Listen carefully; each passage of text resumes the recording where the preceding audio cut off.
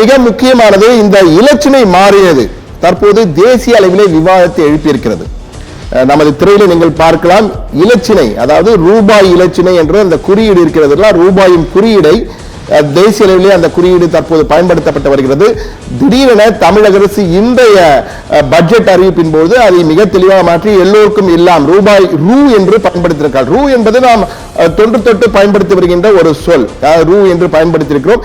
எனவே அந்த ரூ எழுத்தினை திடீரென தமிழக அரசு பயன்படுத்தியதற்கு காரணம் மும்மொழி கொள்கை விவாதம் தற்போது பெரிதுபடுத்தப்பட்டிருக்கிறது. தமிழ் மொழி தாய்மொழிக்கெல்லாம் முன்னுரிமை கொடுக்க வேண்டும் என கூறி வரும் நிலையில் தற்போது தமிழே பிரதானம், தமிழே முதன்மை என்ற வகையிலே அந்த ரூ எழுத்தினை பயன்படுத்தியிருக்கிறோம் என்ற வகையில் கூறப்பட்டிருக்கிறது. இந்த இலச்சினை மாற்றத்திற்கு விளக்கம் என்ன என்பது குறித்து தமிழக அரசின் சார்பிலே திமுக ஆளுகின்ற திமுக கட்சியின் சார்பிலே ஒரு விளக்கம் கொடுக்கப்பட்டிருக்கிறது. அதாவது இந்திய ரூபாயின் குறியீடு அந்த இலச்சினை பதிலாக ரூ இலச்சினை பயன்படுத்தப்பட்டுள்ளது. எல்லோருக்கும் எல்லாம் என்கிற வாசகம் இடம்பெற்றுள்ளது. நமது ரூபாய் நோட்டில் இடம்பெற்றுள்ள 15 அலுவல் மொழிகள் ஒன்றான தமிழ் மொழியை முதலமைச்சர் உபயோகித்துள்ளார். இது தாய்மொழி தமிழ் மீதான பற்றை பறைசாற்றும் விதமாக உள்ளது. இது அரசியல் சாசனத்திற்கு எதிரானது அல்ல என மிக தெளிவாக திமுகவின் சார்பில் வெளியிடப்பட்ட அறிக்கையில் குறிப்பிடப்பட்டிருக்கிறது.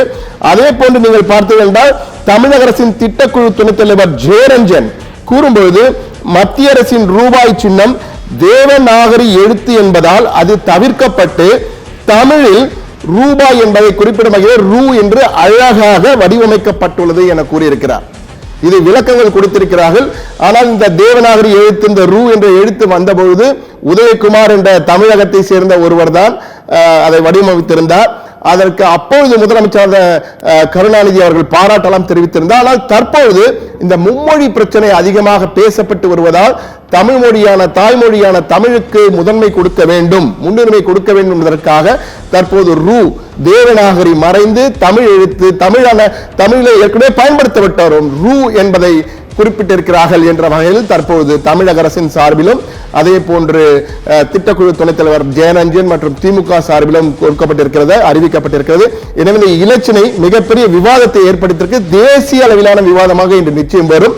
அதே போன்று பிரவீன், நீங்கள் பார்த்தீர்கள் என்றால் இந்த இலச்சினை பிரச்சனை போன்று தமிழக அரசு முன் எப்போதும் இல்லாத அளவுக்கு கிட்டத்தட்ட தமிழகத்தின் பெருமாநகராட்சிகள், சென்னை பெருமாநகராட்சி, மாநகராட்சிகள், பேரூராட்சிகள், நகராட்சிகள், அதே போன்று ஊராட்சிகள் என 936 இடங்கள் தமிழகத்தின் பல இடங்களில் LED திரைகள் மூலமாக இந்த பட்ஜெட் நேரடியாக ஒளிபரப்பப்பட இருக்கிறது. முதன்முறையாக இதெல்லாம் பார்க்கும்போது தேர்தல் வந்துவிட்டதோ என்று எண்ணம் வந்துவிட்டது. எனக்கு தெரிந்து இது பட்ஜெட் என்பதை விட தேர்தல் அறிக்கையாக இருக்குமோ என்ற ஒரு ஐயம் எனக்கு இருக்கிறது.